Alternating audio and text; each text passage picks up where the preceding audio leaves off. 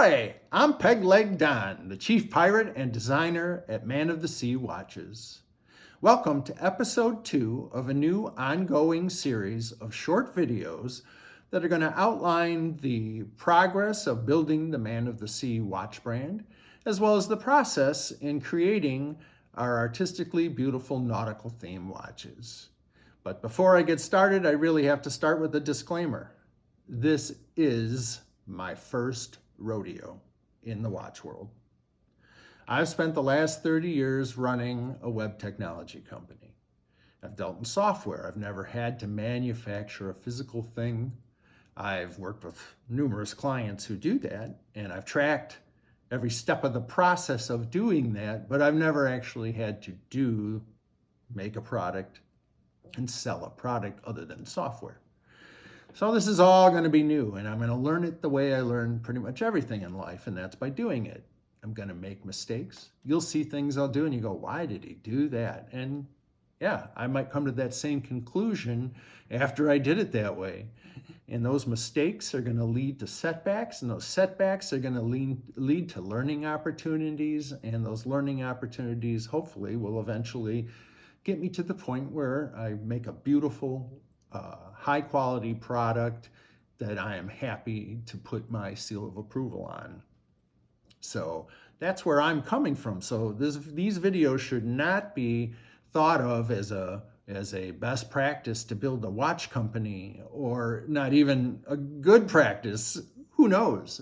It's what it is it's my way that I think that it would be good to do this, and why I'm doing certain things. I'll explain why I'm doing them different than I think other people are doing some things as well, just as far as in the branding and the type of company that Man of the Sea Watches is going to be. So that being said, let's get into episode 2. The journey is the destination. Oh, oh, no matter where you go. So episode 2, I'm calling the best case scenario. So one of the first decisions that I had to make was I knew I was going to be making artistic, nautical themed watches.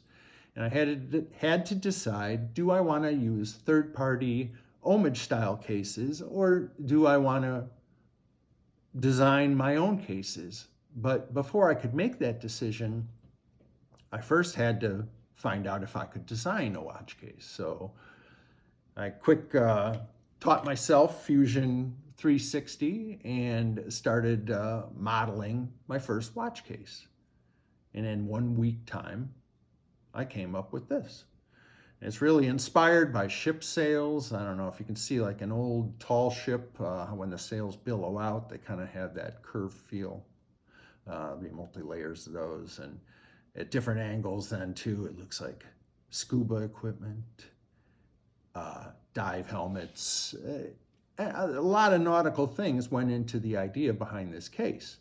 And it was kind of interesting design with the protection for the crown on this side, but then I mirrored it on the other side. So, because I like the symmetry, I also like a wider watch like that. And I've always liked sideways ovals or sideways rectangle watches. I find them interesting. So while the watch is round, the actual main part, the overall with the case, has a little more of a horizontal component to it. So anyway, I made this, and I'll show close-ups of this as well. It's quite detailed though, and being my very first design, I did not realize, because it's more detailed, it's obviously more complicated to machine, and as I found out, quite a bit more expensive to produce. And the commitment that I was going to have to make, both from a prototype cost all the way to the amount of cases I would need to commit to actually producing, made this not a viable option for a first watch for a company that has no built-in base of customers already, and I didn't want to take that risk for my first watch. So Anyway, there are things I really like about this design, and maybe I could take what I like about it and incorporate it into a more simple watch that could be produced more efficiently. So I went to a basic, more round watch. So it's the same kettle that was in this other watch, but I added just simple lugs to it. They were thin, really showed off the kettle very nicely. This is actually the Time Traveler GMT prototype dial. It's been in probably about 20 different watch cases, so it's pretty beat up, so it's not indicative of the quality that would be in a normal release. It's just there for visuals.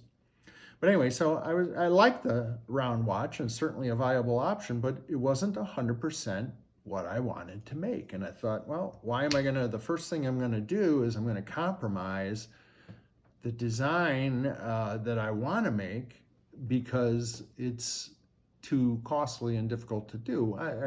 How do I design around that and figure out another way to do it? And what I did is I decided we have the kettle, which is basically, now you can make that on a lathe. Besides needing a tap and die for the threads that'd be on the screw down crown and inside the case back. Beside that, you could make this on a lathe. I mean, it's basically a circle. So that part can be made anywhere, and pretty simply, I would imagine. So I wanted to take advantage of 3D printing since I have already modeled these pieces and these components in 3D modeling software. I figured if I can 3D print something, that might be an interesting way to make a more complex shape that would be a lot more expensive to machine. And so I came up with the idea of lugs and crown guards that were all an integrated piece that the kettle would just fit into. And since the kettle has all the gaskets and everything for water resistance, it remains watertight once it's closed and once you put the case back on, and there will be a set screw also that'll hold the, I'm calling them lug guards in place because they're lugs and crown guards, lug guards in place, and that'll make an interesting component then for the watch. And what's nice about that is I can reach quantities of scale on making the cases, the main center kettle part, and then I can 3D print as needed the amount of additional lug guards that I need depending on design interest. So that affords me a lot of ability to throw a lot of different designs. I could have just simple lugs. I can have any kind of shape. I could have a square piece around. It gives me a lot of capability. However, that center component will always be round, but the nice thing is that I can do something different with the bezel insert. And then I can always do different things with the lug guards as well. So anyway, right now I'm at the point where I've sent these off to a metal 3D printer that is going to do additive printing in stainless steel version of all of these. And then I am going to also do a cast in bronze from a resin 3D print. These are all just 3D printed on my filament printer. And while it's perfect for prototyping, it really doesn't give quite the detail that the resin printers will do for making the molds to do the more traditional casting.